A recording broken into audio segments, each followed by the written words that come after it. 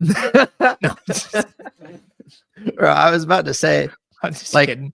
he's like making these laws like so clear, like in a modern day ethics, this is just like a no-brainer, right? Like, don't sleep with animals, don't sleep with your family, Yeah. right? But this God's like, for the first time really in history, as far as we can tell, right? God's like, hey, don't do these things. And he has to specify it because everyone else is doing them. Yeah. But Yep. you can have atonement for it and you can be forgiven of sins.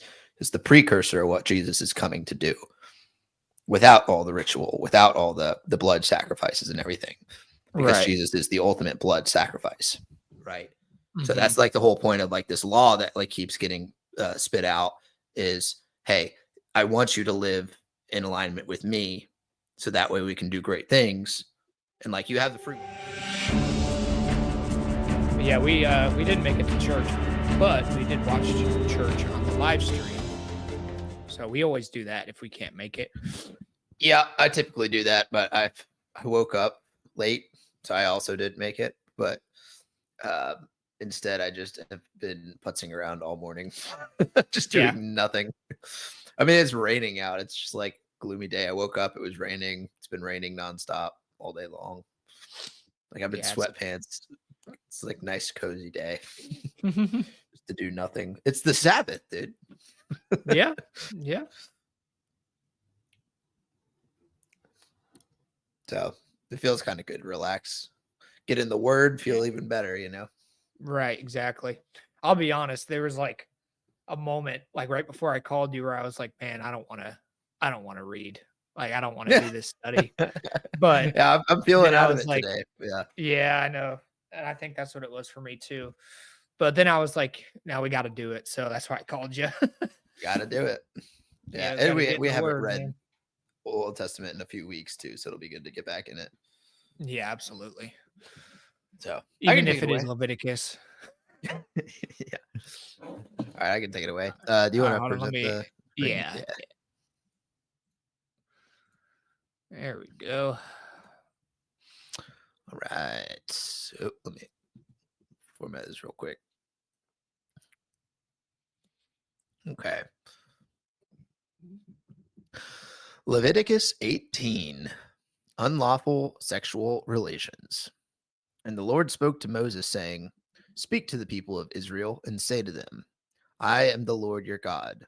You shall not do as they do in the land of Egypt, where you lived, and you shall not do as they do in the land of Canaan, to which I am bringing you. You shall not walk in their statutes. You shall follow my rules and keep my statutes and walk in them. I am the Lord your God. You shall therefore keep my statutes and my rules. If a person does them, he shall live by them. I am the Lord. None of you shall approach any one of his close relatives to uncover nakedness. I am the Lord. You shall not uncover the nakedness of your father, which is the nakedness of your mother. She is your mother. You shall not uncover her nakedness. You shall not uncover the nakedness of your father's wife. It is your father's nakedness. You shall not uncover the nakedness of your sister, your father's daughter, or your mother's daughter, whether brought up in the family or in another home.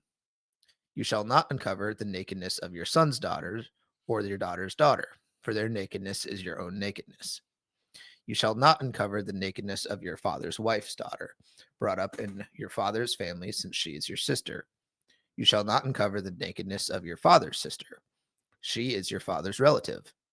You shall not uncover the nakedness of your mother's sister, for she is your mother's relative. You shall not uncover the nakedness of your father's brother. That is, you shall not approach his wife. She is your aunt. You shall not uncover the nakedness of your daughter in law. She is your son's wife. You shall not uncover her nakedness. You shall not uncover the nakedness of your brother's wife. It is your brother's nakedness. You shall not uncover the nakedness of a woman and of her daughter, and you shall not take her son's daughter or her daughter's daughter to uncover her nakedness. They are relatives. It is depravity.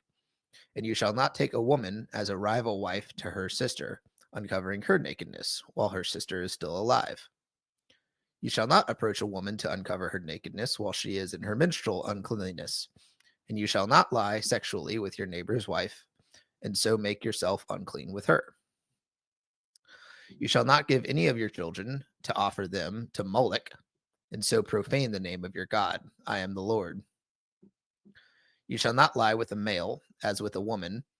It is an abomination.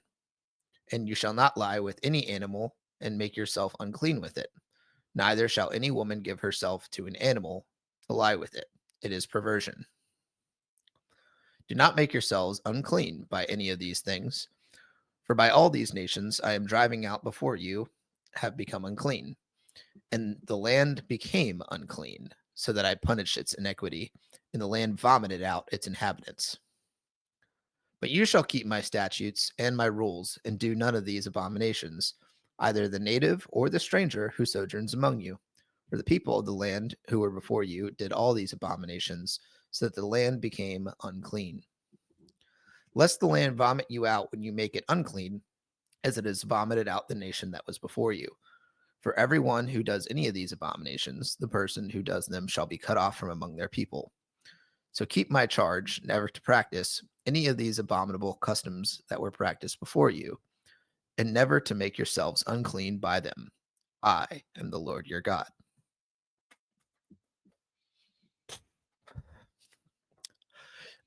They're screwed in Alabama. No, Or I was about to say, I'm just like, kidding. he's like making these laws like so clear, like in a modern day ethics, this is just like a no-brainer, right? Like, don't sleep with animals, don't sleep with your family, Yeah. right? But this God's like, for the first time really in history, as far as we can tell, right? God's like, hey, don't do these things, and he has to specify it because everyone else is doing them. Yeah. Yep. It's crazy. Yeah, I highlighted 27. For the people of the land who were before you did all these abominations, so the land became unclean. Yeah. And I do find it interesting too that he says, so that the land became unclean, lest the land vomit you out when you make it unclean, as it vomited out the nation that was before you. That's just really interesting to think about. Like, What it's do you not think that only he's like talking God about? saying, don't do this. He's saying that, what do I think he's talking about? Yeah, what nation do you think he's talking about? Wait, That what did verse is these, that? that was right after 27. So 27 and 28. Okay. Um,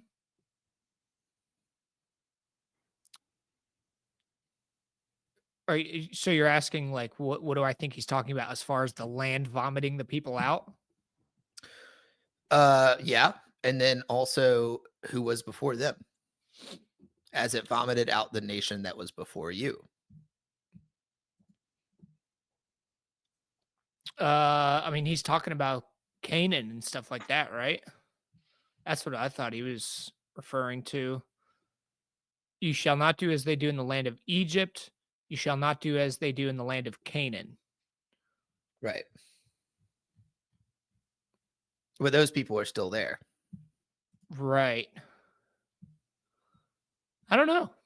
I don't really know who he's talking about. Do you have an idea? No. Yeah. Let me reach out to the study Bible. I mean, I actually have been reading a theory, which is super fascinating. I don't quite know how I feel about it yet. I know I mentioned it before, but let me read this before I even mention it. Okay. I'm still in Mark from last week's study.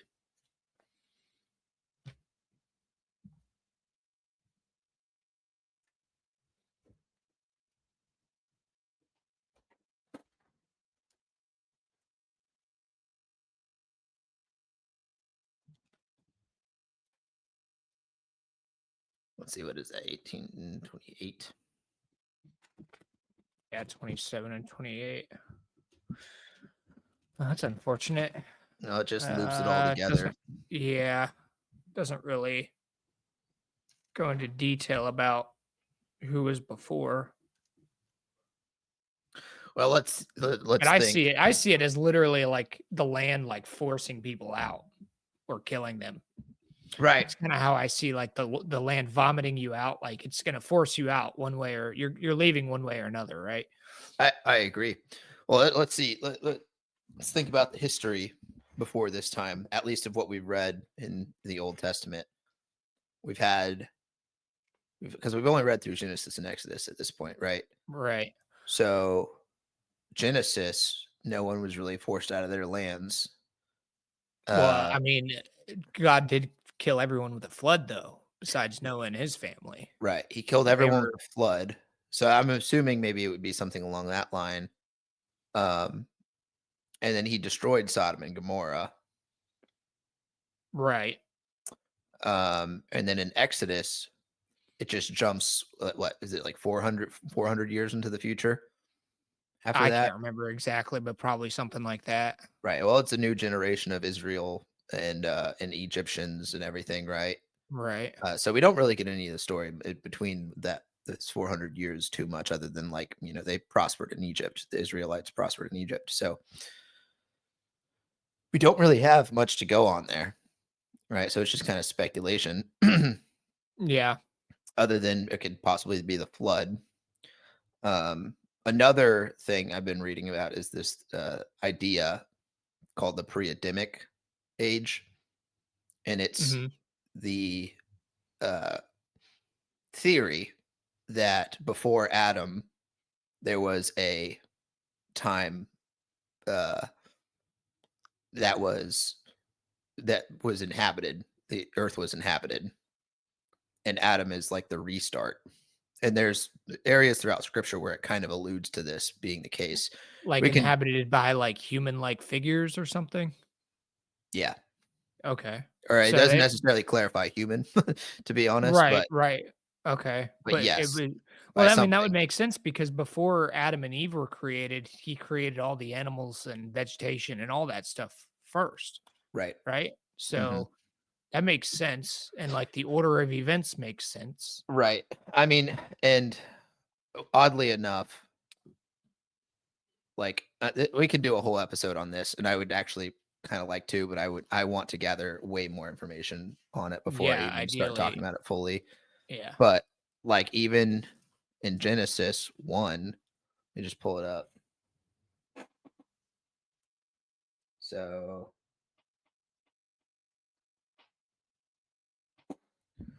in the beginning, God created the heavens and the earth, and the earth was without form and void, and darkness was over the face of the deep, and the Spirit of God was hovering over the face of the waters. So there's some speculation as to the translations there that God created the heavens and the earth. No speculation there. And then the earth was without form and void. It's within that line right there that Mhm. it said the earth became without form and void, which is kind of fascinating. So, and then like a little bit further later,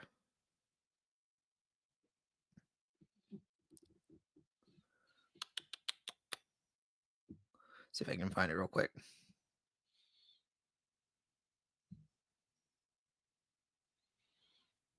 I don't know. We'll do a whole episode on this and I'll put together Yeah. some footnotes on it. But, anyways, there's this idea that when God created it, it was created good, right? And perfect.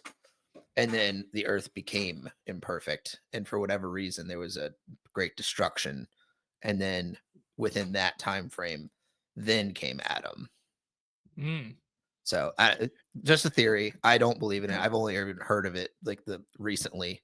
Um, I don't have any claim to know or Yeah, I don't either. It just reminds me of something though. I saw this comic strip a while back. But it was like it was God and his angels came to him and was like, "Hey God, like we created something that we can put on earth. It's really fascinating. They're built in our image." And um God's like, "Okay, cool. Like let's put them on the earth." And they were like, "There's only one problem is, all the dinosaurs, like, they won't survive with those beasts roaming the earth." And he's like, "Alright, nuke the lizards."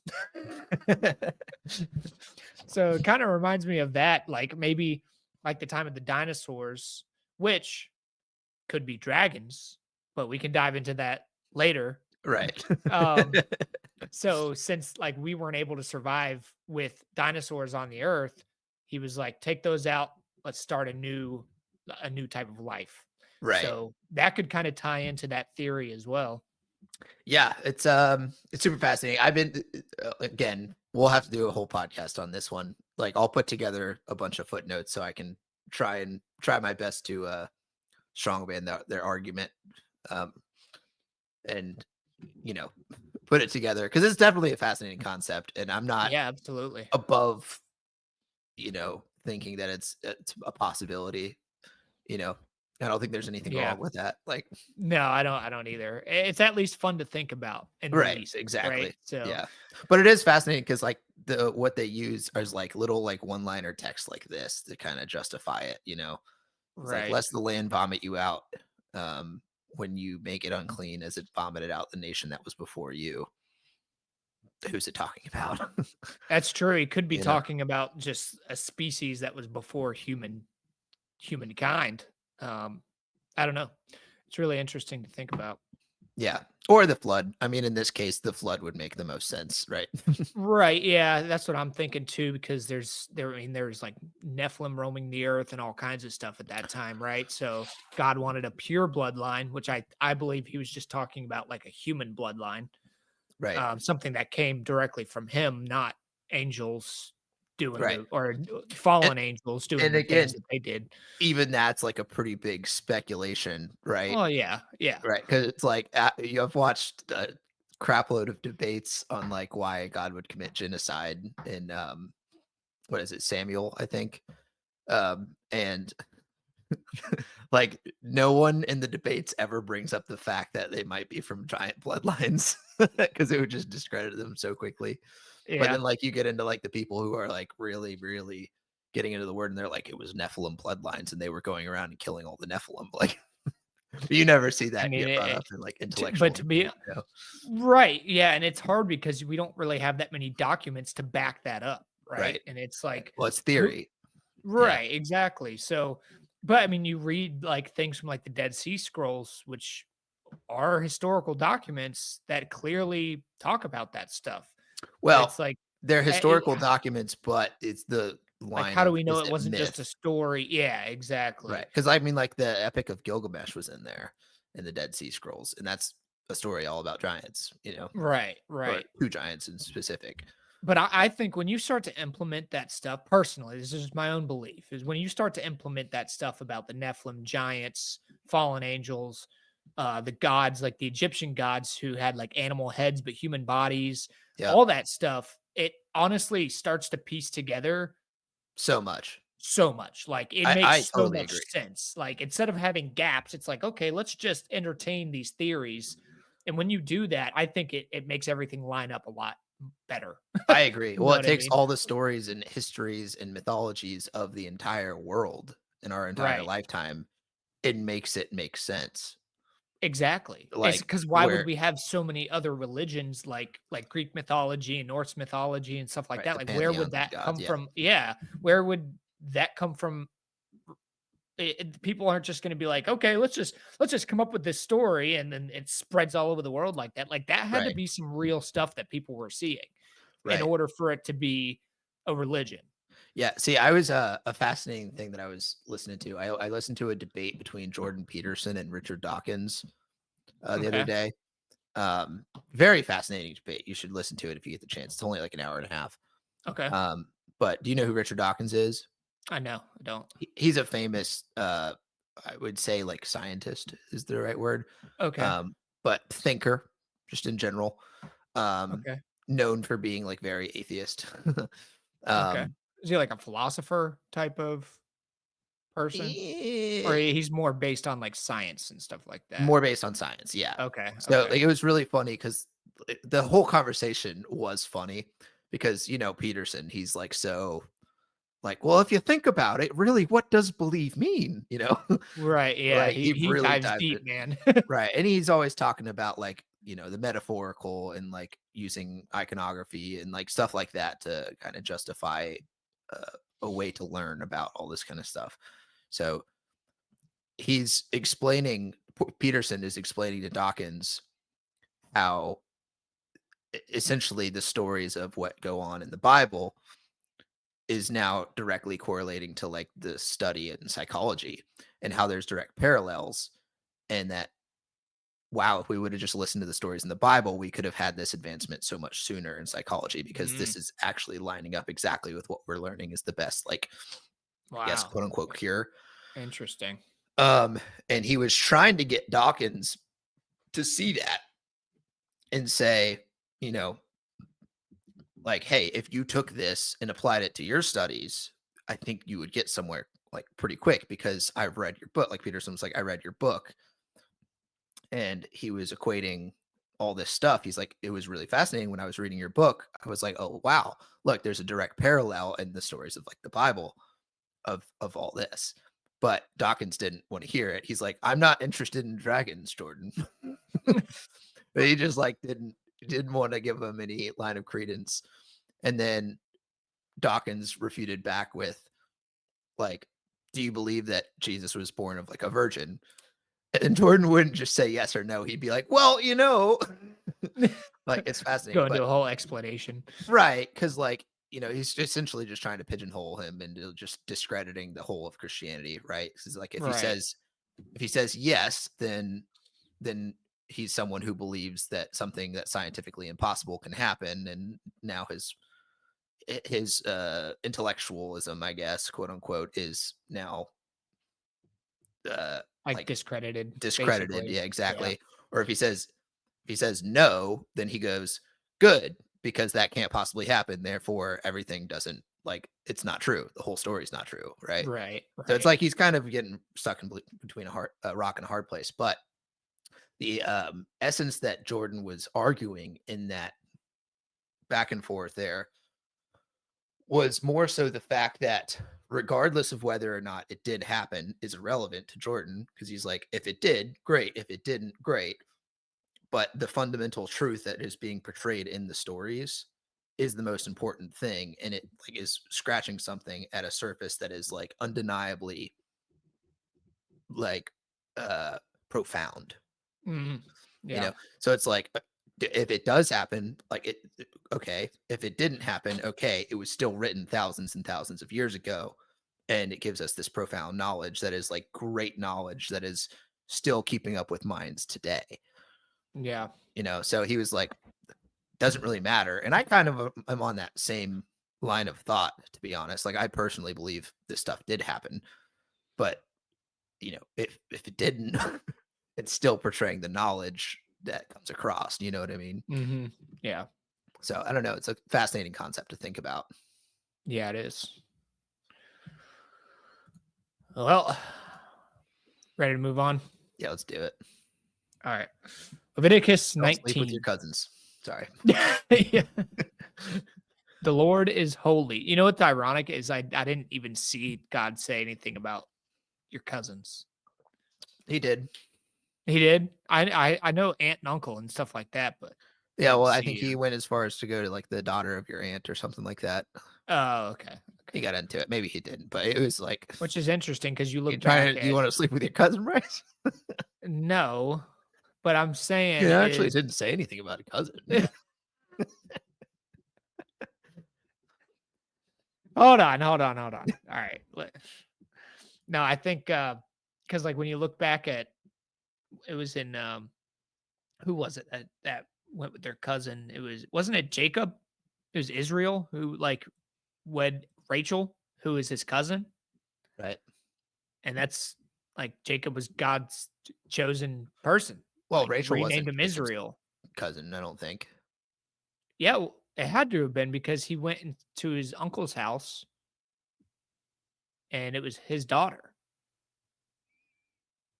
I'm That pretty man sure. wasn't his uncle. I'm pretty sure it was. What? No. I'm pretty sure. No, dude. Hold on.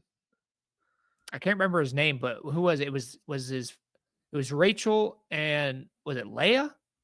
Or Yeah, something like that. because I'm pretty sure because I was curious about that. I was like, he really like married his cousins? First cousin. Interesting. Yeah. I Yeah, did not yeah, that's your cousin. say. Why is this little stuff that I miss like this every time, dude?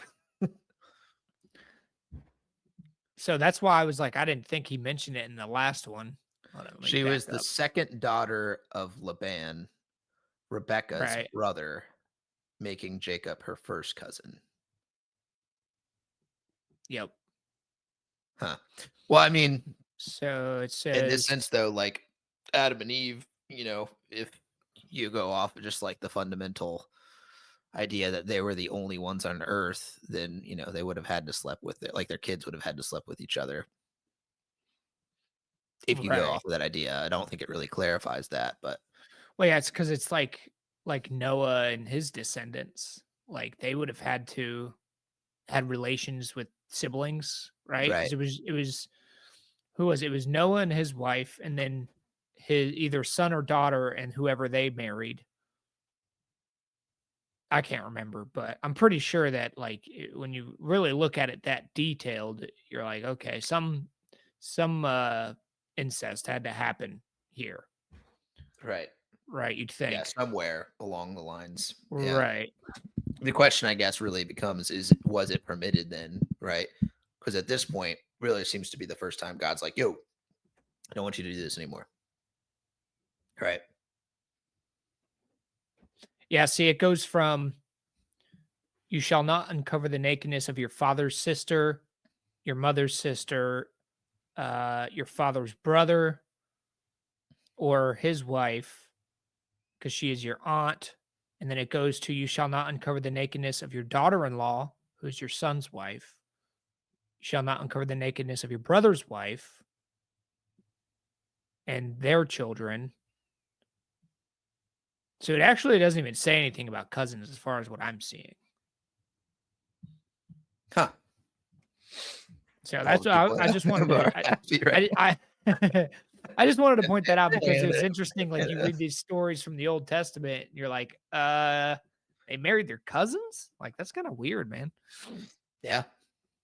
But Well, I mean, I guess though you look at like different like cultural times, and that's like definitely a cultural belief system. Because right. marriage and cousins is really not that bizarre for other places of the world, you know? Yeah. Yeah. I mean, especially when you're talking about like small villages, Right. you know what I mean? Like it's inevitable. Hmm. All right. Anyway, enough about sexual relations with your cousins. Bible always Levitic. brings up interesting topics, huh? Yeah. Yeah. Leviticus 19. The Lord is holy. And the Lord spoke to Moses, saying, speak to all the congregation of the people of Israel, and say to them, you shall be holy, for I, the Lord your God, am holy. Every one of you shall revere his mother and his father, and you shall keep my Sabbaths. I am the Lord your God. Do not turn to idols or make yourselves any gods of cast metal. I am the Lord your God. When you offer a sacrifice of peace offerings to the Lord, you shall offer it so that you may be accepted. It shall be eaten the same day you offer it, or on the day after. And anything left over until the third day shall be burned up with fire. If it is eaten at all on the third day, it is tainted. It will not be accepted. And everyone who eats it shall bear his iniquity, because he has profaned what is holy to the Lord, and that person shall be cut off from his people. Love your neighbor as yourself. That's interesting. We just read through this on Mark. Yep. Golden rule. Yeah. When you reap the harvest of your land, you shall not reap your field right up to its edge. Neither shall you gather the gleanings after your harvest, and you shall not strip your vineyard bare, neither shall you gather the fallen grapes of your vineyard. You shall leave them for the poor and for the sojourner. I am the Lord your God. You shall not steal. You shall not deal falsely. You shall not lie to one another. You shall not swear by my name falsely, and so profane the name of your God. I am the Lord. You shall not oppress your neighbor or rob him. The wages of a hired worker shall not remain with you all night until the morning. You shall not curse the deaf or put a stumbling block before the blind, but you shall fear your God. I am the Lord. You shall not do injustice in court. You shall not be partial to the poor or defer to the great, but in righteousness shall you judge your neighbor. You shall not go around as a slanderer among your people, and you shall not stand up against the life of your neighbor. I am the Lord. You shall not hate your brother in your heart, but you shall reason frankly with your neighbor, lest you incur sin because of him. You shall not take vengeance or bear a grudge against the sons of your own people, but you shall love your neighbor as yourself. I am the Lord. You shall keep my statutes. You shall keep my statutes. You shall not let your cattle breed with a different kind. You shall not sow your field with two kinds of seed, nor shall you wear a garment of cloth made of two kinds of material. If a man lies sexually with a woman who is a slave assigned to another man and not yet ransomed or given her freedom, a distinction shall be made. They shall be put to the death because she was not free.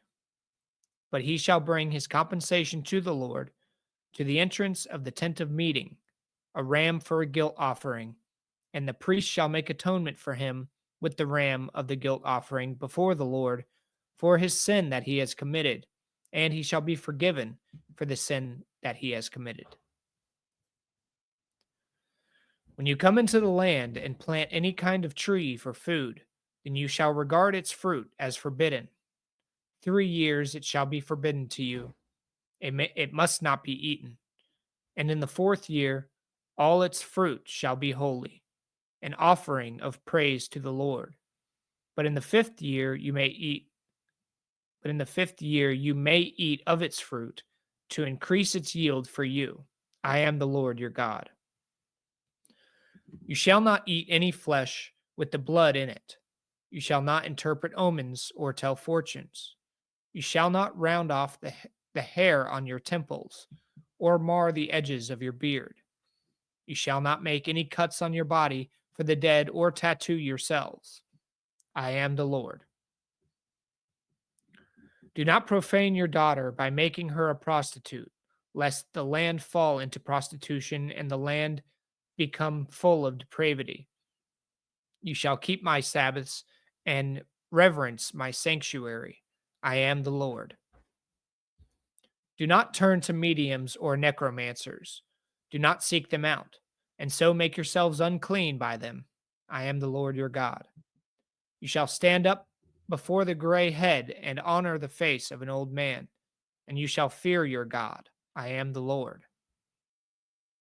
When a stranger sojourns with you in your land, you shall not do him wrong. You shall treat the stranger who sojourns with you as the native among you, and you shall love him as yourself, for you were strangers in the land of Egypt. I am the Lord your God. You shall do no wrong in judgment, in measures of length or weight or quantity. You shall have just balances, just weights, a just ephah, and a just hin. I am the Lord your God, who brought you out of the land of Egypt, and you shall observe all my statutes and all my rules, and do them. I am the Lord. Hmm. Well, I think there's actually quite a bit to unpack in there. Yeah, I mean, do you have a certain place you want to start out? Yeah. So let's start off onto the love your neighbor as yourself portion. It's Okay. kind of fascinating because you know eh, what Jesus is saying in the Gospels is love your neighbor like yourself, or love God with all your heart, and then love your neighbor as you love yourself. Right? It's Hmm. taken from the Old Testament, and it's asked as a question posing the Old Testament. Right? He says the Old Testament summed up is this. But what's fascinating is that where is it? Okay, sorry, it's under you shall keep my statutes. When if a man lies, this is verse 20. If a man lies sexually with a woman who is a slave, assigned to another man and not yet ransomed or given her freedom, a distinction shall be made. They shall not be put to death because she was not free. But and then God saying, but instead, he shall bring his compensation to the Lord, to the entrance of the tent of meeting, a ram for a guilt offering, and the priest shall make atonement for him with the ram of the guilt offering before the Lord for his sin that he has committed, and he shall be forgiven for the sin that he has committed. It's the precursor to Jesus, right? Right. Because like even now having this law established and everything that has been put forth in the Mosaic law, now God's being like, all right, check this out. Like the whole point of all this law so far is to love, right? Hmm. And he's saying be fair about it, but to love. And he's saying you're like if this happens, we're not going to put you to death, right? But you can have atonement for it and you can be forgiven of sins. It's the precursor of what Jesus is coming to do without all the ritual, without all the blood sacrifices and everything, because Right. Jesus is the ultimate blood sacrifice. Right? It's interesting. It's like literally it's an alluding, it's a direct parallel to the New Testament and what Jesus is saying and did. Right. Right. I mean, God foreshadows a lot throughout Yes. the Old Testament. So I find it interesting too about planting fruit trees or any kind of tree for food. So 3 years it shall be forbidden to you, must not be eaten. And it's interesting to me because like when you it takes like 3 to 4 years for fruit to even start being produced on trees now, Right. like today. So I don't know why I just found that interesting. Well, it's like the first fruits are go to God, right? Right. That's the kind of the idea. And it's like, if you do that, I'm going to make that treat really good for you, dude. Yeah. You know? Hmm. Well, if you think about it too, if you don't eat the fruit from those first couple of years, the fruit's gonna fall to the ground and fertilize the soil Yep. and help that tree grow and help it grow stronger. And in that fourth year or fifth year, it should yield a Right. lot. Yeah. See, It's that's where really the meshing interesting. of faith and science actually do come together, right? Right, exactly. See, this is, I also found interesting verse 26 through 28. Um, he's just saying things that you shouldn't be doing, right? You Uh-huh. shall not eat any flesh with the blood in it. You shall not interpret omens or tell fortunes. You shall not round off the hair on your temples or mar the edges of your beard. In other words, you shouldn't get a haircut. Yeah. You shall not make any cuts on your body for the dead or tattoos yourself. I am the Lord. So, like, this is the verse that is brought up quite often when the question of tattoos come in. Um, some people say it's irrelevant. Some people say it's not. Blah blah blah. Like, it's Old Testament law. Whole debate on it. Um, I think God, what he's getting at here, right, is he's saying, so really, he's saying, love me, love your neighbor as yourself, and now keep my statutes, right? Mhm. Do what I say, essentially. Like, if you're going to love me, if you truly love me, you're going to try and adhere to what I want, right? Right. And then he lays it all out for us. And he grants forgiveness, it seems like, throughout the Bible, Oh yeah. right? And like even when Jesus is getting questioned about like divorce, and he says Moses permitted divorce because of your hardness of hearts. But I say, you know, you're never supposed to do it in the first place. Original Right. plan A wasn't supposed to have that happen in the first place, right? Right. So it's kind of fascinating because God's like laying it out on the line for you. And God does not want you to interpret omens or tell fortunes. And that's something that we talk about quite a bit today. And whenever we have Travis on, talk about a lot, right? Yeah. Yeah. Um, but it's like, why not interpret omens or tell fortunes, right? And the same token, why should you not trim your beard? Right? Right. Right. It's like those two things seem like okay, let's not interpret omens or tell fortunes. I can give you a pretty good reasoning and list of things why you probably shouldn't be doing that. Why should not? Why shouldn't you trim your beard? You Right. know, Or cut your hair. right? It almost seems like God's getting back to Plan A in this picture that He's telling us here, right? Right. Because it's like, hey, I made you this way. This is how I want Hmm. you to like. This is what I envisioned you as, Right. right? So He's like, when you do this, like you're not living in my way. So it seems like this is like Plan A, right? This is what I want that God's speaking about here. Yeah. And then Hmm. also in that same vein, verse 31, do not turn to mediums or necromancers. Do not seek them out, and so make yourselves unclean by them. Like, a medium and a necromancer makes you unclean in some version of God's ideology of human life. Right. Well, I mean, if you think about it, and even like mediums talk about this, is you're opening yourself up spiritually. Right. So that can be bad because, like, on earth here, the closest thing around us really is like demons or bad spirits. So if we're going to open ourselves spiritually, what's going to come through the door most likely is not going to be good. Right. Right. That's kind of how I look at it. Yeah, I would agree with that. But also notice he doesn't say it's not real. You know, Right. he says if you go to him, it's going to make you unclean. Hmm. That's what I find so fascinating about the Old Testament is it mentions so many different things of just spirituality, other gods, and it Yep. never once says that none of this stuff isn't real. Right. Oh, that was actually something I forgot to point out in the last one. No, it mentioned Moloch. I wanted to touch on that, but Oh yeah, yeah.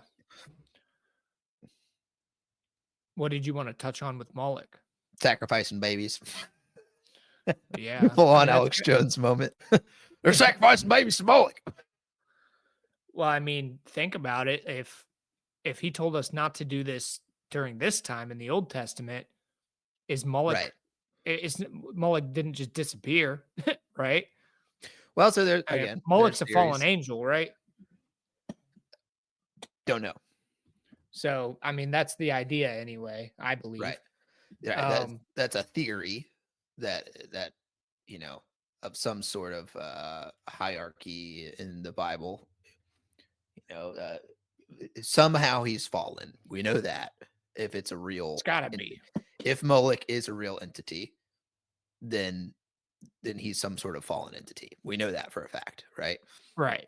Because it does say in the Bible some of these things, like when he's mentioning these deities, um, he never calls them not real, but what he does call not real is the idols that they make to worship, Mm, right? Like the bronze, like the gold statue. It's like you're literally just worshiping a piece of metal, right, right? right. Yeah. Like you're not worshiping a god. I Yeah. can that over in the wind, right? That Mhm. so yeah, but that does get thought of as though um, being the case for a lot of Christians is that they're just not real. Right. Yeah, it's actually ironic. It made me remember the sermon from this morning. He was talking about, He was talking about like the devil and stuff being around us that we can't see. And he's like, if there's anyone who's like this is their first time at church and you guys might be thinking like, oh, you guys actually like believe in evil stuff that you can't see? Without hesitation, he's like, yep, Yep. we absolutely do. Yeah. 100%. Yeah. 100%. I mean, that's the whole point of like coming closer to the Lord is to fight off those entities we can't see, Right. right? To have a shield against them Yep. through God, Armor of through God. Jesus, And putting that on the whole Ephesians. armor of God, right? Yeah. All right. Leviticus 20. Punishment for child sacrifice. The Lord spoke to Moses, saying, say to the people of Israel, any one of the people of Israel or of the strangers who sojourn in Israel, who gives any of his children to Moloch, shall surely be put to death. The people of this land shall stone him with stones. I myself will set my face against that man and will cut him off from among his people, because he has given one of his children to Moloch, to make my sanctuary unclean, and to profane my holy name. And if the people of the land do at all close their eyes to that man when he gives one of his children to Moloch, and do not put him to death, then I will set my face against that man and against his clan, and will cut them off from among their people, him and all who follow him, in the whoring after Moloch. If a person turns to mediums and necromancers, whoring after them, I will set my face against that person, and will cut him off from among his people. Consecrate yourselves, therefore, and be holy, for I am the Lord your God. Keep my statutes and do them. I am the Lord who sanctifies you. For anyone who curses his father or his mother shall surely be put to death. He has cursed his father or his mother. His blood is upon him. Punishments for sexual immorality. If a man commits adultery with the wife of his neighbor, both the adulterer and the adulteress shall surely be put to death. If a man lies with his father's wife, he has uncovered his father's nakedness. Both of them shall surely be put to death. Their blood is upon them. If a man lies with his daughter-in-law, both of them shall be surely put to death. They have committed perversion. Their blood is upon them. If a man lies with a male, as with a woman, both of them have committed an abomination. They shall surely be put to death. Their blood is upon them. If a man takes a woman, and her mother also, it is depravity. He and they shall be burned with fire, that there may be no depravity among you. If a man lies with an animal, he shall surely be put to death, and you shall kill the animal. If a woman approaches any animal and lies with it, you shall kill the woman and the animal. They shall surely be put to death. Their blood is upon them. If a man takes his sister, a daughter of his father, or a daughter of his mother, and sees her nakedness, and sees his nakedness, it is a disgrace, and they shall be cut off from the sight of the children of their people. He has uncovered his sister's nakedness, and he shall bear his iniquity. If a man lies with a woman during her menstrual period and uncovers her nakedness, he has made naked her fountain, and she has uncovered the fountain of her blood. Both of them shall be cut off from among their people. You shall not uncover the nakedness of your mother's sister or of your father's sister, for that it is to make naked one's relative. They shall bear their iniquity. If a man lies with his uncle's wife, he has uncovered his uncle's nakedness. They shall bear their sin. They shall die childless. If a man takes his brother's wife, it is impurity. He has uncovered his brother's nakedness. They shall be childless. You shall be holy. You shall therefore keep all my statutes and all of my rules and do them, that the land where I am bringing you to live may not vomit you out. You shall not walk in the customs of the nation that I am driving out before you, for they did all these things, and therefore I detested them. Well, that's interesting. It kind of talks about the verse that we were talking about before. Yeah.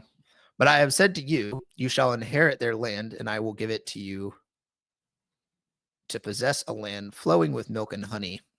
I am the Lord your God. I am the Lord your God who has separated you from the peoples. You shall therefore separate the clean beast from the unclean, and the unclean bird from the clean.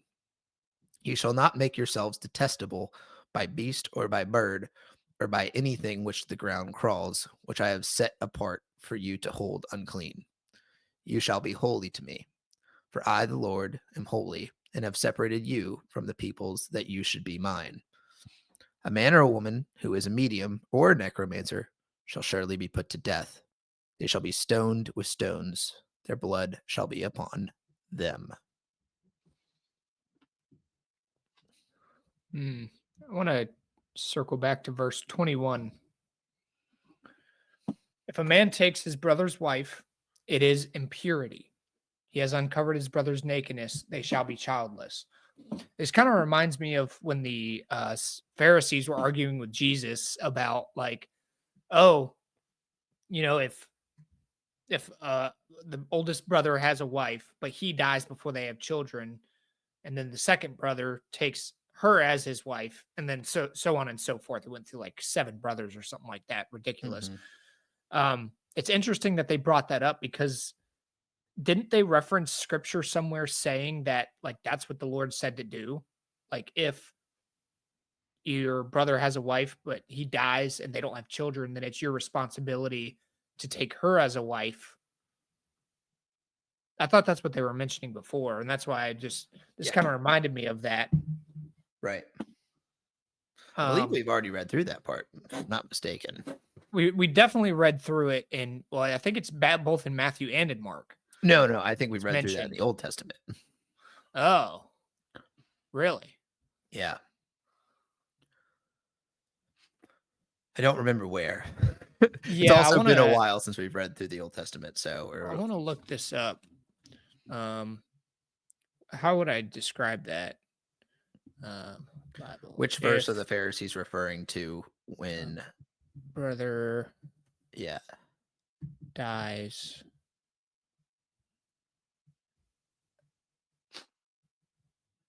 they should take his wife.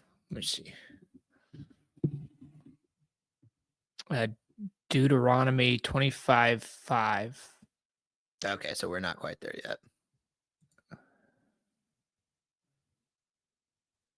Deuteronomy 25:5 through 10. This passage outlines the practice of levirate marriage. Levirate. Le- No, it's not.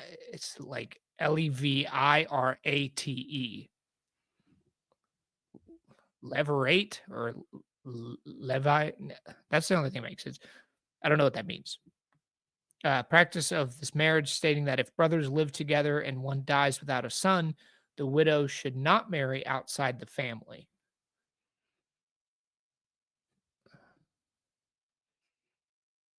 Um, the story of Judah and Tamar in Genesis 38, 8 through 10 illustrates a similar concept where Judah instructs Onan to marry his deceased brother's wife, but Onan refuses to fulfill the duty.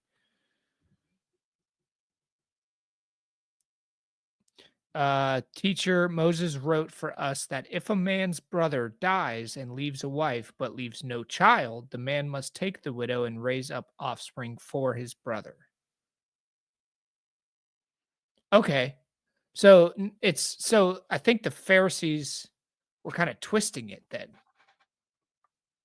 Oh yeah. for their own gain, right? Yeah. Because so apparently That we was did Jesus' already point. read through it because this is Moses, or it's coming up because we're still in the time of Moses, right? Still Yeah. reading through this. So Deuteronomy's coming up. It's after okay, Numbers. so Deuteronomy, Moses is in Deuteronomy as well. Yeah, Numbers and in Deuteronomy is still the time of Moses, I believe. Interesting. Wow, Moses has a lot of books, and they're Yeah. long. Right. But that's interesting because it doesn't say in Mark 12:19. Is that here? Can you see the screen? Okay. Are we blocking Yeah, that? let me minimize my Bible app. Here, put it full screen. Yeah.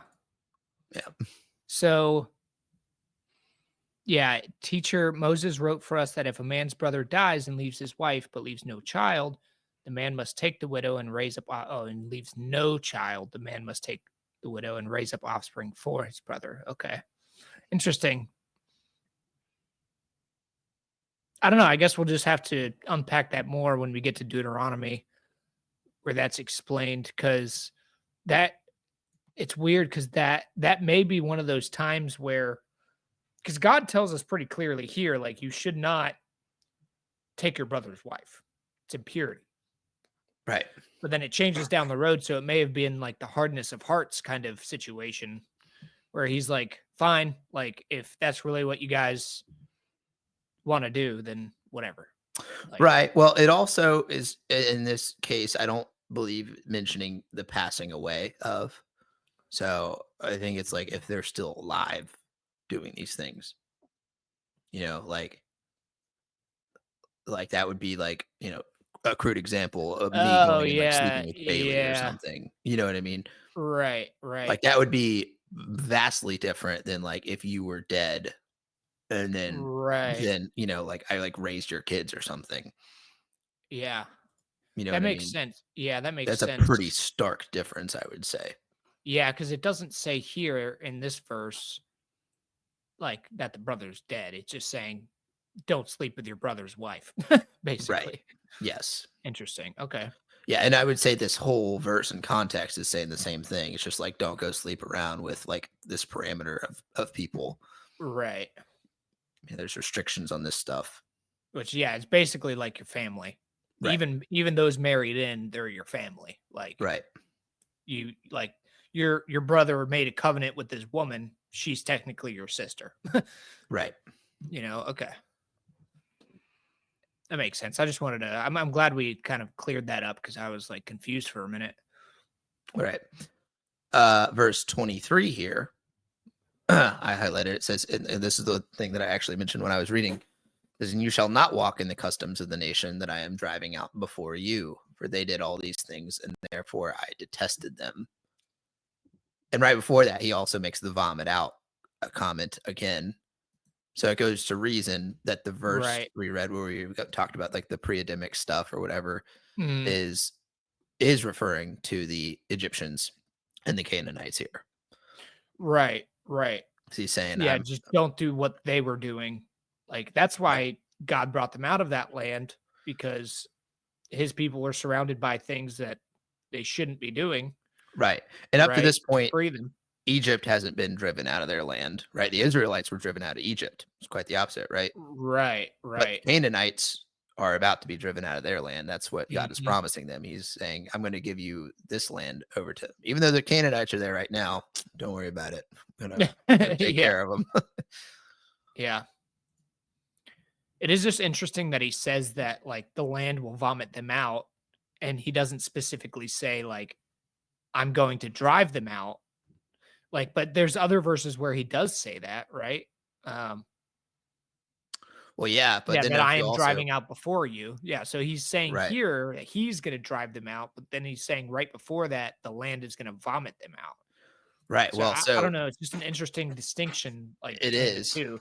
And then another distinction to add on top of that is we're not quite there yet. But what ends up happening is they go to battle with all these Canaanite lands. So God's like, hey, those Canaanites over there, they might have bigger numbers, but go fight them and you'll win. And they're like, okay. Yeah, And they do, right, so it's kind of so God's saying he's doing it. Then he's saying the land's going to vomit them out. And then he's having the people do it. right. Right. So it's all in like God's plan, essentially.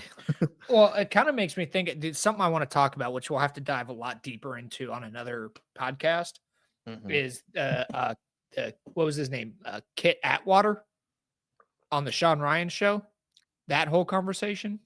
Which one was that? I don't know if I've That seen that was the one. one where he's talking about, Oh, Kip. Kip Atwater, yeah. Yeah, sorry, I thought you said Kit. Yeah, yeah, yeah. He was the I one couldn't with the remember if it was Kip or Kit. yeah, he was the guy who put together the remote viewing program, right? Basically, yeah, he was, Yes. like, the spearhead of it essentially, Right. one of the top dogs, Did you listen but to he John talked about McGonigal's or no? Not yet. Yeah, that No, one's 6 I hours. want I to. still haven't finished that one. Yeah, I hadn't started that. I didn't know it was 6 hours. He was the That's a one. long one. John McGonagall's though was the guy that he was talking about most of the time. Right. Yeah. Yeah. So I just find that what I wanted to mention about that is the whole quantum non-locality thing. Right. That's what he was describing, how God is always connected. Because it was interesting how Well, so Kip real like quick, so for our listeners, do you want to give some like quick background of this Kip Atwater, Sean Ryan show so they yeah, don't have to so go watch 3 hours of you may have to jump in to help me a little bit here. But basically, this whole conversation, Sean Ryan, he's an ex-Navy SEAL, has his own show, brought on Kip Atwater, who is was part of like the Stargate program. And what the Stargate program was essentially using people who they coined the term. What was it? What would they? Do you remember what they were calling them? no, it's been a while, Uh, but essentially ESP, extrasensory perception yeah. type people. So basically, how people would be able to sit in a room and see something on the other side of the world because the way that everything's connected, and it goes a lot deeper than that. I'd recommend actually listening to that podcast. It's very interesting. Yeah, super Um, fascinating. yeah, it is really fascinating. Um, but basically, the whole gist of it was Kip was explaining that because Sean asked him a question like, "What is time?" And Kip was like, "There is no time. There is no space. Everything is all happening all at once." Yep. And it's a wild, I guess basically you would call it a theory, but Kip seems so sure. Like, I don't know, it's just really interesting. Yeah, ironically enough, I watched that podcast after trying to do that hard here's how time works Yeah, thing. yeah, and I heard that podcast and like hearing a non-Christian say that I'm like, yes. well, and the interesting thing is Kip doesn't say that he's technically not religious, but he definitely believes in higher power. Yes, yeah, He without a doubt. definitely believes in God, but Yep. not from a religious standpoint. Yep. Um, because I was thinking that while I was watching that podcast, I was like, when he started talking about all this, like time doesn't really exist. Time is just what it's more of something we created to understand our days, Right. right? And as time passing on, it's really difficult to think about. Like there is time because we have a yesterday and a tomorrow, but when you really boil it down, there's no time, there's no yesterday or tomorrow. So it's like, what? Right. Like The how only do time is what are you actually talking about? now. Like that stuff happened. Right. And yeah, I don't know. It's a wild concept and it kind of breaks your brain to think about. Yeah. But anyway, where I'm going with this is it's interesting the way that it's worded here because it says that the land's going to vomit them out, but he's also going to drive them out, or God's going to drive them out, but God's actually not the one who drives them out directly. It's he tells the Israelites to go fight them to drive them out. It's basically like how everything is like all the same. Everything's connected. And that's Is the whole the point. idea of oneness. It's yeah, exactly. Right. And I think that's what it boils down to, and that's what God's trying to explain without explicitly saying it, is they're gonna be driven out, and it's basically gonna be because of all of these factors. Right. Well, Right? It's an interesting, yes. like, concept. But the thing that makes or break it is if any of those things do not listen, so like humans who have the free will chose not to listen to God, then these events never would have taken place. Right. Right. So obviously God can make it happen Mhm. if he wants to. And there are times in the Bible where they don't listen and he makes it happen anyways. Right. Uh, Right. but I think it's going to go one step above this is that when you are one with God and walk with God, that's when the alignment comes into place, right? So Mhm. that's like the whole point of like this law that like keeps getting spit out is, hey, I want you to live in alignment with me, so that way we can do great things. And like you have the free will not to, but like here's what I want you to do, and if you can do it, like that would be great. You're gonna be Right. one with me, and we're gonna be walking together. Anytime you walk outside of that, then you're not really walking with me. And, God's like, I can still have the power to forgive. I can still do it anyways. but the point is let's be together in this. It's like a marriage, really. Mhm. You have to walk together in marriage to do things. You can't just go off and do your own thing all the time. Right, Kind of the exactly. same thing. So it's more so, instead of this idea of oneness, I would say it's more so this idea of relationship, Yes, right? absolutely. But within relationship is oneness together, right? Because Mhm. when two people come together in marriage, they become one, Become one flesh, right. right? Exactly. So yeah, it's all kind of touching on the same vein of things. Yeah, Right, exactly. And that's just well, that's what's crazy about this whole concept is just everything is part of the oneness, which right, is God. right. And a This lot of people undescribable like force. Yeah, right, exactly. So I don't know. It's just crazy to even think or talk about, but we can definitely dive deeper into that on another study because right. Well, that would just be a whole episode itself, agreed. plus some. One other thing I actually do want to mention on that note, though, before we move on from that, is again, I was listening to some atheist standpoints and talking like intellectually diving into the Bible, is the contrast of when God first started walking with humans, like in Genesis. It's like he was walking in the garden with them, and then as it progresses, it just seems like God's presence became more and more like grand, essentially, Mhm. and his like physical being of being on earth and like coming down and talking to Moses. Just seems like the longer it went, the further and further God became like this big massive entity. Right. And he's in a way correct in saying these things. I believe, though, the best counterpoint to this would be the same idea that Jesus is throughout the Old Testament in areas that you don't see it. So, like the melding of the times uh, during the Transfiguration when he's on top of the mountain, Right, right, and right. speaking to Moses and Elijah. Like again, these are just theories, but it would also make sense if God is this big undescribable force and this oneness, that he would create an avatar of sorts, and Mhm. that avatar is Jesus. That's the avatar, like the method he uses to come communicate with us, right? Right.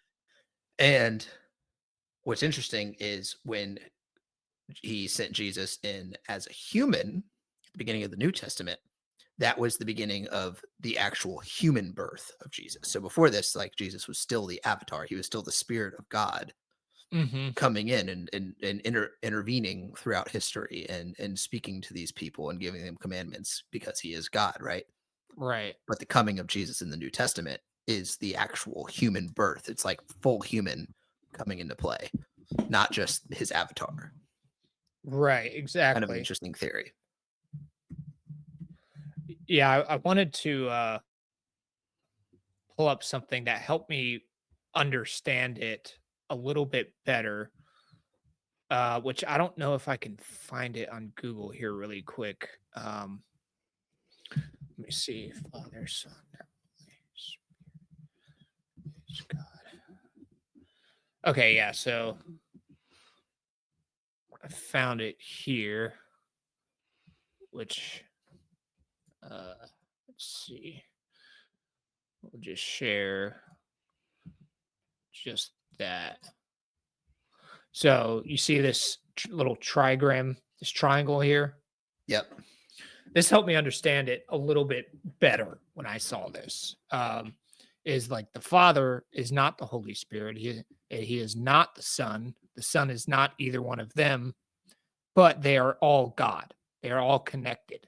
Right. So it kind of reminds me of what we were talking about with Travis the other day, where um, with the Greek mythology, how I can't remember the being's name, but in the beginning, I think his name was like Chaos or something like that. He split himself apart. That Mhm. kind of reminds me of this, like God being oneness. He's everything. Like God is everything. Split himself apart to be the Father, the Son, and the Holy Spirit. Yeah, absolutely. Right. So Yeah. Because like when we say God, like the Father, that is kind of that is the essence of what we're referring to. It's the Tetragrammaton. It's the Yahweh, right, the undescribable force, this thing that we right, cannot wrap our heads around. Yeah, Like, we if you can't think time fathom. is part of that, like, God is like that times 10, you know? Right. So that God the Father is this indescribable being, right? Mhm. And he can show up to us in however he wants to. And Jesus is one of those forms, you know? Right. Um, and I believe that that's what the Bible is alluding to, you know, especially when the New Testament comes down and Jesus is born as a human. It's God literally sending himself, his essence, his spirit down in human form, Mhm. right? Yeah, and then when Jesus died for us, he gave up the Holy Spirit. He sent out his Holy Spirit to all of us that Correct. accept Jesus. Yep. Right. Yeah, Actually, so it is very interesting. ironically enough, if I was in person and could describe this picture to you a little bit better, it would probably make a little bit more sense because, again, if this dot in the middle, sorry, it's flipped, is God, the oneness, like the true beginning or whatever, right? And Mhm. then boom, he expanded himself, and all the darker rings are encapsulating God. We're all just living inside of God, essentially. So that becomes part of that oneness, right? Yeah. Yeah. And then the line itself, the outer links of the triangle is Jesus because us to access the only way for us to access God is through Jesus. So this line, this triangle is Jesus essentially, right? And the straight Right. line was just us representing our capability of seeing in a singular time frame while God is Mhm. fully compatible. Right, right. I mean, it does your explanation of it does make sense to me to a degree, Well, based on there's a degree that God. doesn't make sense at Right, all. And I right, can't, yeah, exactly, and yeah, I think it's just because God, it's so unfathomable. God is so unfathomable, we can't he's so amazing, we can't wrap our head around him fully. Like, right, we're like, even angels, as because, we're told that they're way smarter than we are, right? Intellectually, they're higher. They don't even seem to grasp the full concept of God either, because right. No one can. some of them rejected him, right? So, I don't know, it's just a really crazy, interesting concept to think about. But that your diagram actually reminded me of something that I just saw, which kind of ties into like this whole oneness thing, to a degree. But there's like, I'm trying to remember what it's called, Newton's wheel or something like that. Let me see.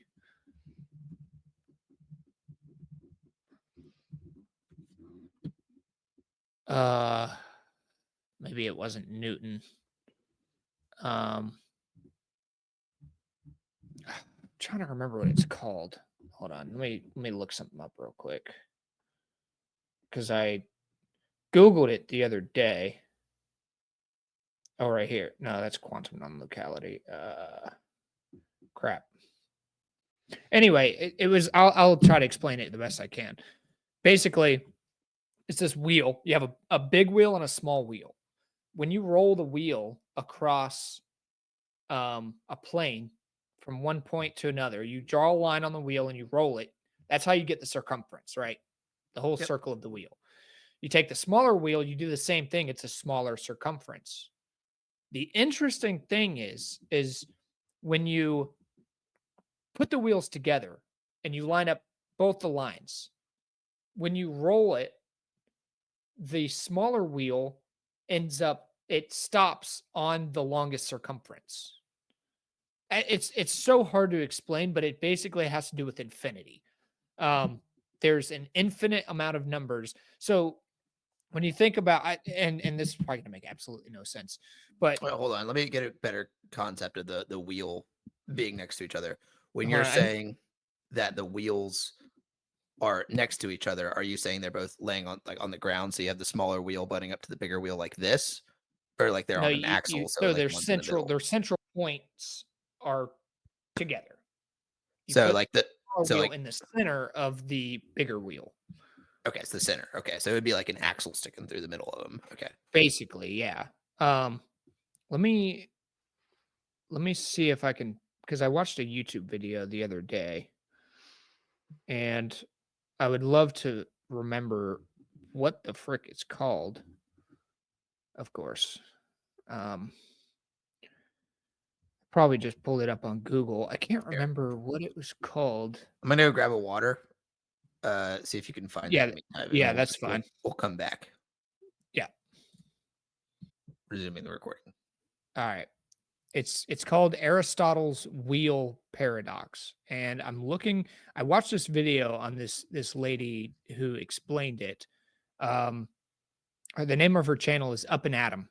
And it's Up and really at 'em. interesting. I'm gonna pull up a clip real quick and go to the point where it goes into a little bit more of an explanation, which is super fascinating.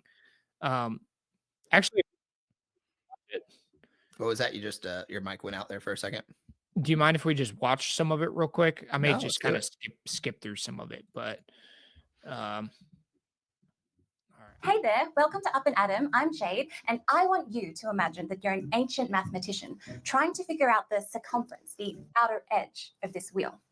Now, you can't exactly use a ruler, and measuring tapes don't exist yet. So, what can you do? Well, one way would be to roll it one full rotation and measure the distance it traveled. You're feeling extra curious today, and you want to try the same thing with a differently sized wheel. But then you notice something interesting. There is actually a smaller circle inside the larger wheel, which seems to have traveled the same amount. So does that mean it has the same circumference? Well, that doesn't seem right. Intuition tells you that the smaller circle should have a smaller circumference and therefore should have traveled a shorter distance. So what's going on? Freaking ads. This Literally rapping on progressive earlier today too. It's kind of ironic. It's like never get progressive. Yeah. paradox known as Aristotle's wheel, and it originated in an ancient Greek text called Mechanica. It tortured mathematicians and philosophers for centuries. And in this video, we're going to solve it. One attempt to figure out what was happening was made by a French mathematician named Gilles de Roberval. Now, I'm way too Aussie to say that without probably offending some French people, so I'm going to get my French husband to say it. Gilles de Roberval. And he focused on the traced out point on the circumference of a rolling circle.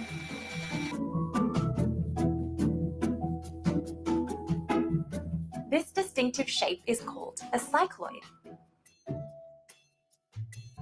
He then wanted to see what happened when we traced out the path made by the inner circle too.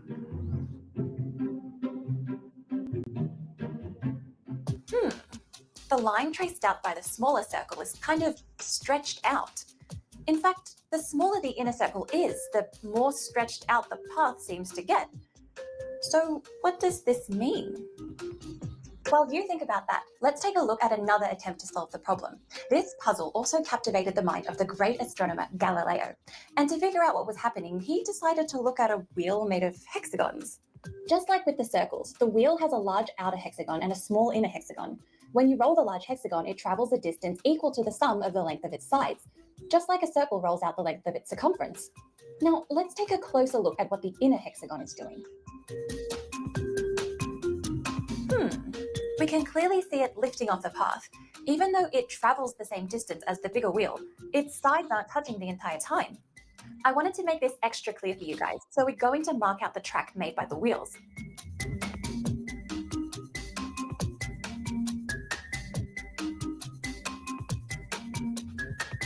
There, a nice clean skip. Galileo then imagined what would happen if you repeated the experiment with a shape with even more sides, like an octagon.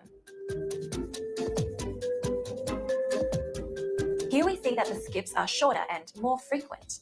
He then imagined a circle as a polygon with an infinite number of sides. He concluded that the inner circle must be making an infinite number of skips. While Galileo wasn't exactly right, it does get us closer to the modern-day solution. When we put Galileo and Roberval's conclusions together, we get only one possible answer. The inner circle must be slipping. Unlike the hexagon and the octagon, the inner circle is not skipping, as it never leaves the surface, so the only possibility is that it's getting dragged along with the outer circle.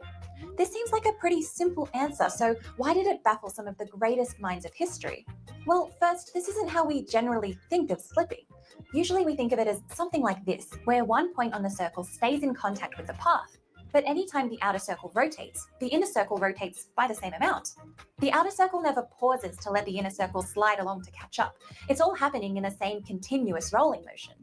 Another way to say this is that each point of contact between the circles and the path is unique.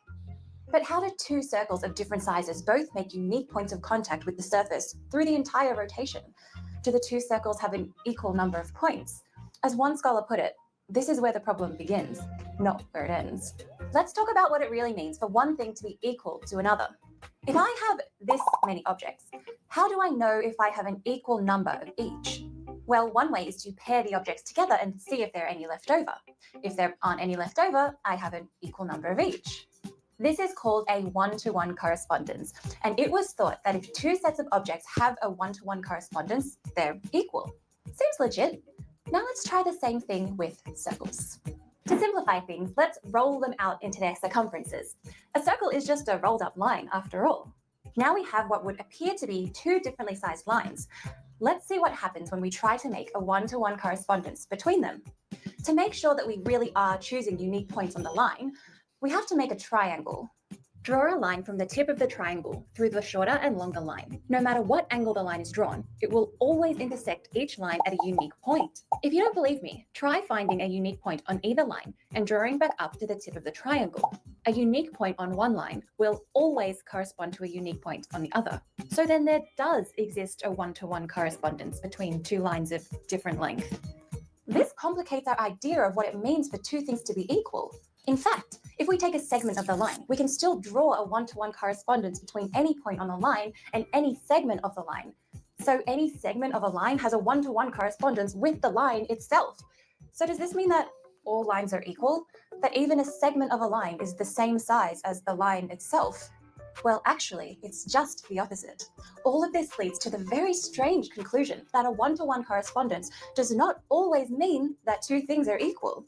The implications of this run very deep when we consider that numbers can be represented on a line. But wait, let's take a step back. What about the... Just real quick, this is fascinating because, like, in the political standpoint, it's kind of like saying, oh, we don't actually want equality. We now want equity. Oh, Right? yeah. That's Yeah. kind of like what she's getting at, right? Because like two lines are not the same length, but they are created equal on a one-to-one ratio, right? Right. Yeah. That's where the Kinda like one-to-one correspondence comes in. And Right. there's an infinite amount of one-to-one correspondence when you're talking about two lines and intersecting points. It gets more interesting. Yeah. I would just keep going. But you're right. I mean, it's pretty crazy to think about. Yeah. these guys? We showed that a one-to-one correspondence between them meant they were equal, right? So why does it work for these guys and not these guys? Can you spot the difference? Well, these objects are discrete. You can split them up into neat individual packages, while these objects are continuous, uninterrupted. You can't split them up. Let's see how this fares when we talk about a very specific type of object, numbers. Take all positive whole numbers. Whole numbers are discrete because there exist spaces between them. They're better represented as dots rather than a line. There are an infinity of them because no matter how high you count, you can always add one more. Now take all the negative whole numbers. Same deal. No matter how low you count, you can always go lower. Every positive whole number can be paired with a negative whole number in a one-to-one correspondence. So the number of positive whole numbers is equal to the number of negative whole numbers. The sizes of their infinity are equal. This might seem like a weird thing to say, but just hold on. We can also count them. Even though we would never stop counting, we can at least start counting. Now let's start adding numbers. Let's add the fractions, the decimals, the irrational numbers, the transcendentals. In fact, let's add every number until there are no more gaps. This makes up what is called the real number line. Unlike the whole numbers, which are discrete, the real numbers lie on one continuous line from negative infinity to positive infinity. If you point to anywhere on the real number line, there will always be a number there. Now let's do something. Let's take a segment of the real number line, 0 to 1, and then let's take the segment 1 to 1 million. Here's the thing, just like with our two differently sized lines from before, we can always find a 1-to-1 correspondence between any point from 0 to 1 and any point from 1 to 1 million. This leads to the conclusion that there are an equal amount of numbers between 0 to 1 as there are 1 to 1 million. In fact, there are an equal amount of numbers from 0 to 1 as 0 to infinity. To really hit this home, let's see what happens if we try to count the numbers between 0 and 1. What is the first number after 0? Well, let's just ballpark it and say it's 0.01. But then we can just add another 0 to make 0.001 or 0.000000001. In fact, the question, what is the next number after 0, is impossible to answer because for any number we choose, there will always be a number that is closer to 0. So we can't even count the numbers between 0 and 1, let alone 0 and infinity. The amount of numbers that lie between 0 and 1 and 0 and infinity are both uncountably infinite. This is very different to the infinity of the whole numbers, which we can count and list. So here we have two different types of infinities, countably infinite and uncountably infinite. The surprising result that there are different kinds of infinities was the work of Jörg Cantor. I've made a video which goes more into this idea and gives you the proof of it if you're interested. The paradox of Aristotle's wheel took over 2 millennia to solve. While the physical answer turned out to be pretty simple, it led to some very strange ideas about what it means for two things to be equal and the strange nature of infinity. It's a reminder of the mysteries that surround us in everyday life if you just take a closer look. If you're curious about the world around you but are not sure where to start, one resource I use is Brilliant. So Brilliant is a problem-solving.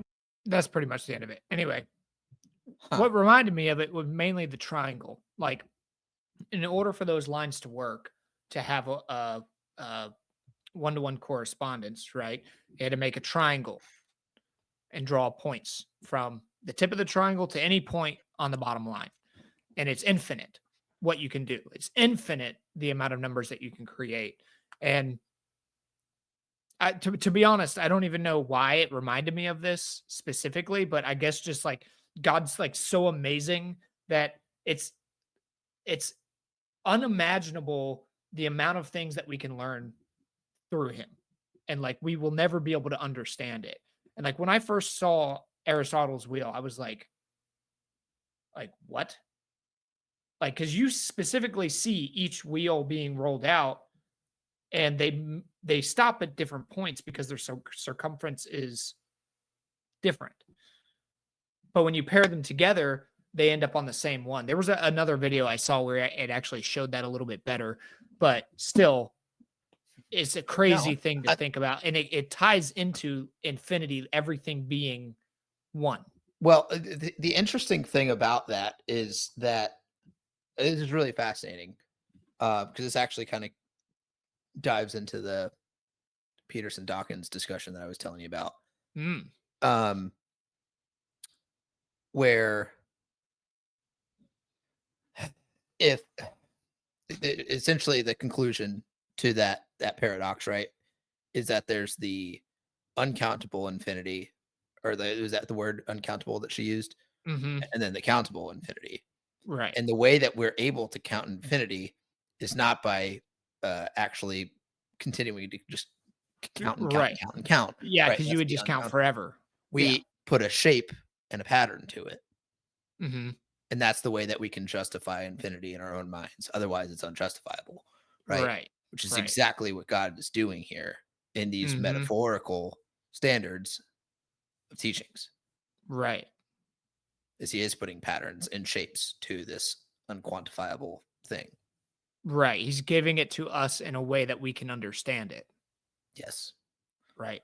So he's making the infinity countable, Yep. justifiable. It's fascinating. That's very, Isn't very that really interesting. crazy? Yeah. Yeah. I was like, where is he going with this? That's a really interesting concept. Huh. Yeah. But it just goes to, I think that part even rings Peterson's standpoint even more true, because it's being condensed in these metaphorical, mythological type stories that are making the infinite countable. Right. Huh. Very fascinating. Yeah. Very fascinating. Okay. Huh.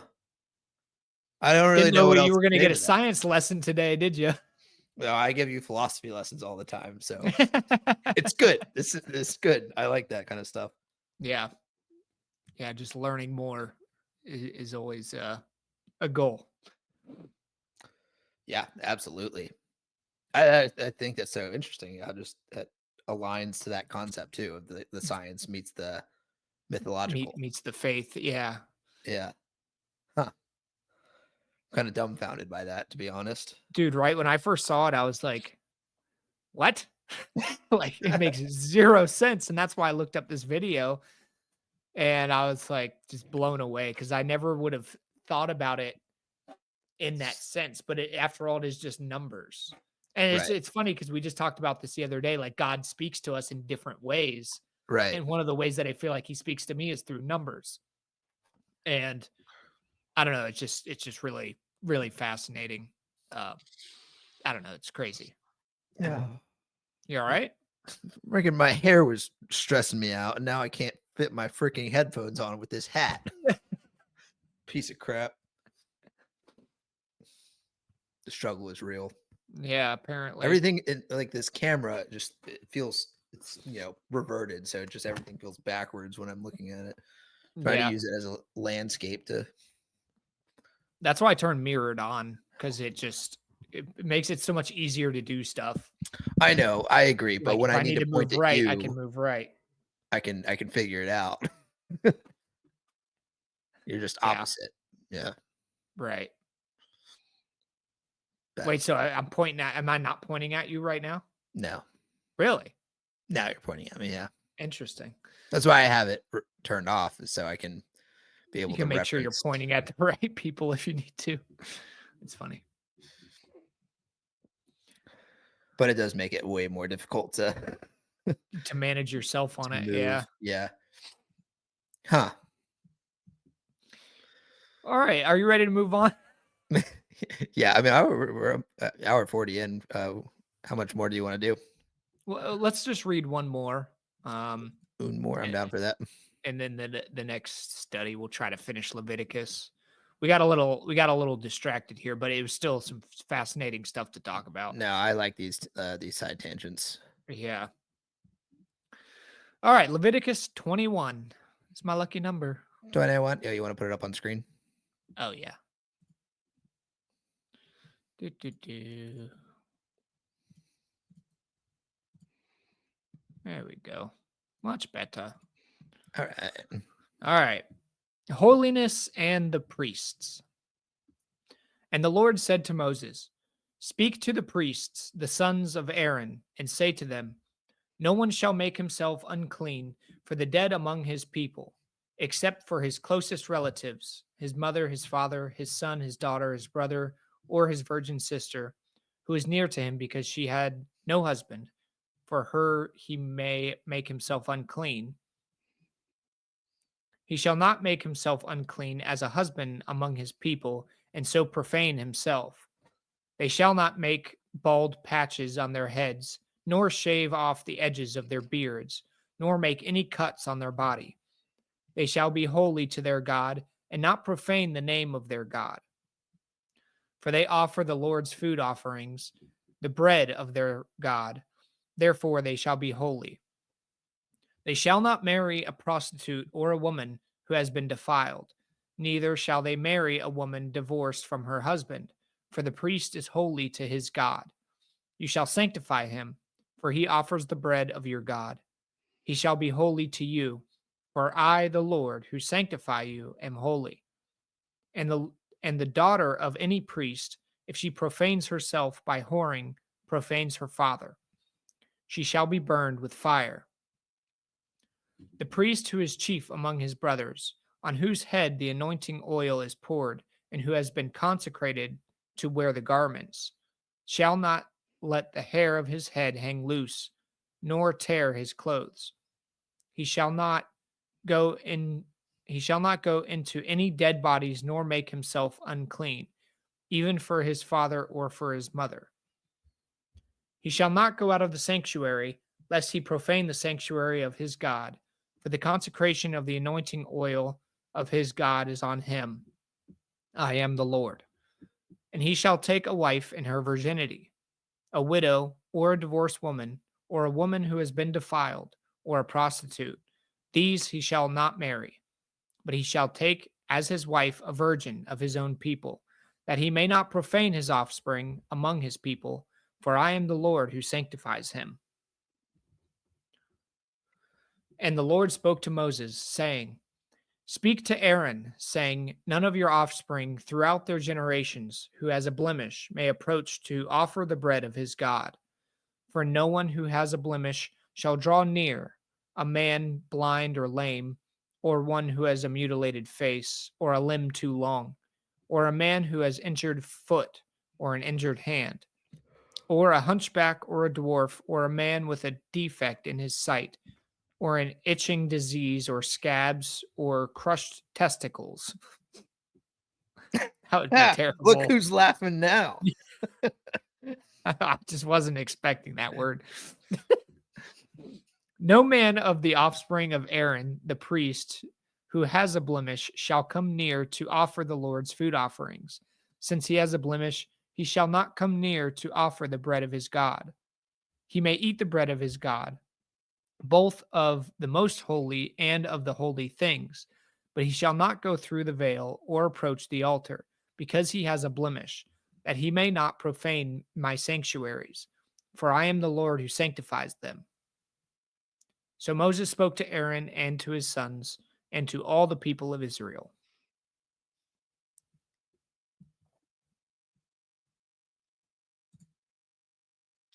Wow, what a really interesting one to leave it off on.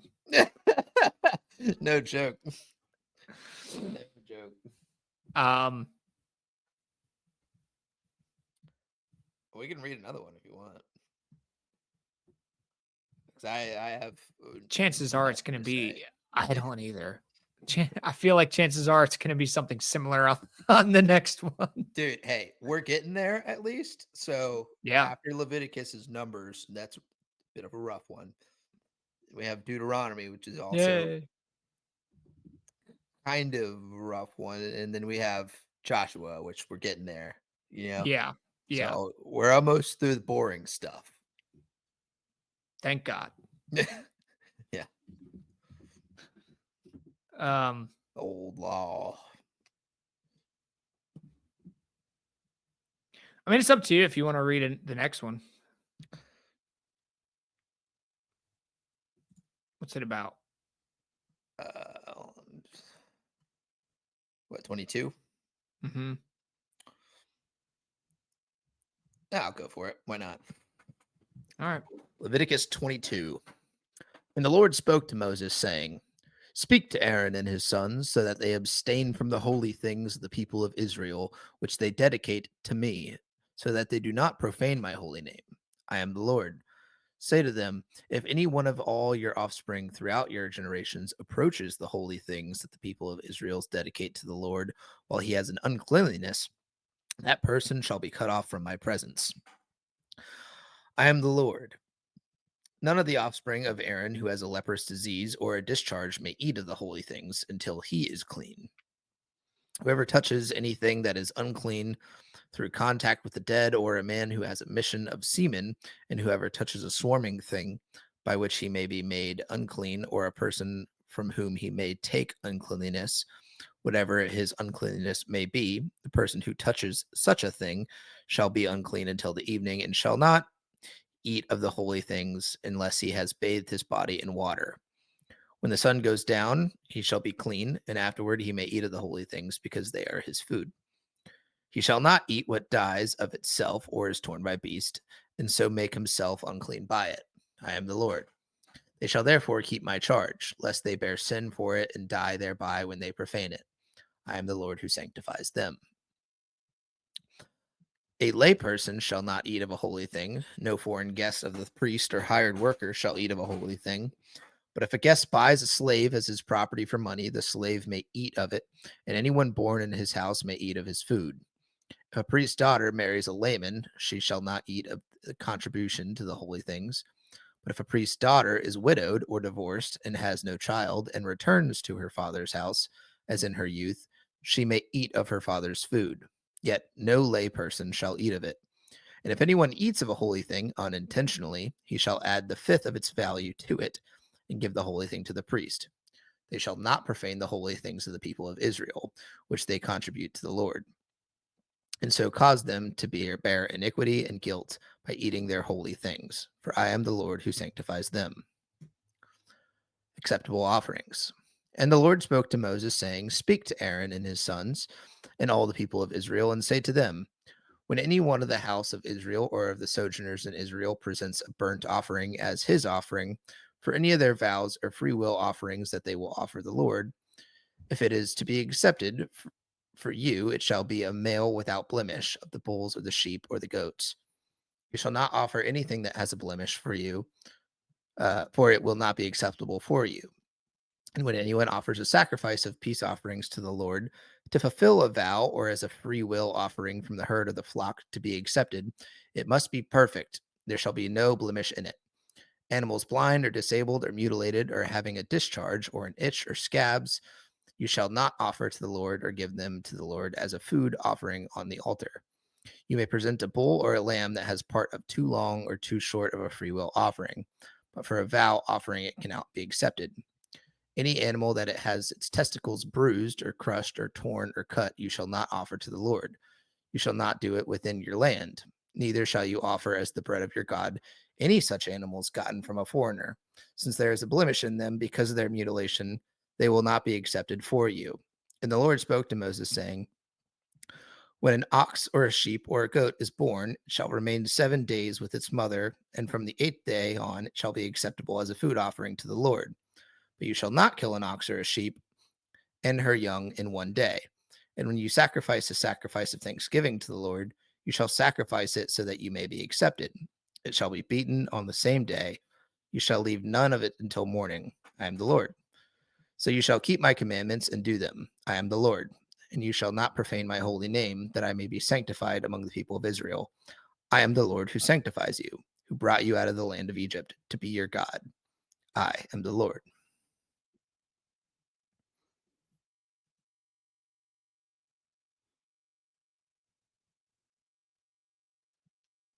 So when I was talking about the animal's testicles, it reminded me of this picture I saw.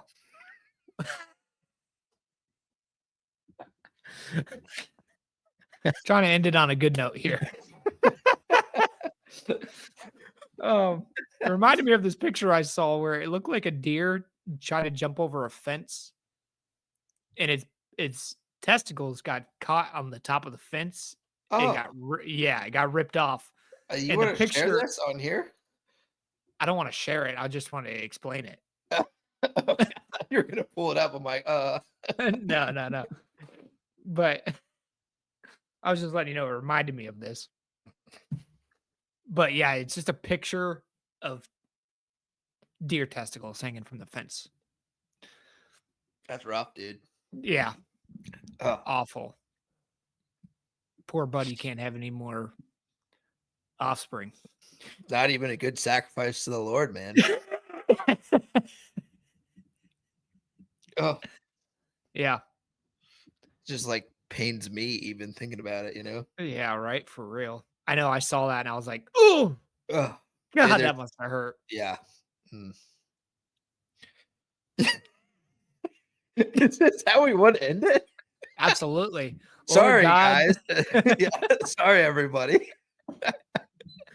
Ending it on deer testicles. Hey, we gotta keep it lively every once in a while. Yeah, no joke. All right. Well, Uh, yeah, I'm gonna say a prayer. all right. Lord, Lord God, thank you for this fellowship we got together. Thank you for all of the learning opportunity we have in studying the Bible and expanding upon that. You truly are amazing and gracious and unfathomable. Lord God, thank you again for this opportunity you've given us. In Jesus' name, amen. Amen. All right. Thank you guys God for bless, listening. guys. God bless y'all.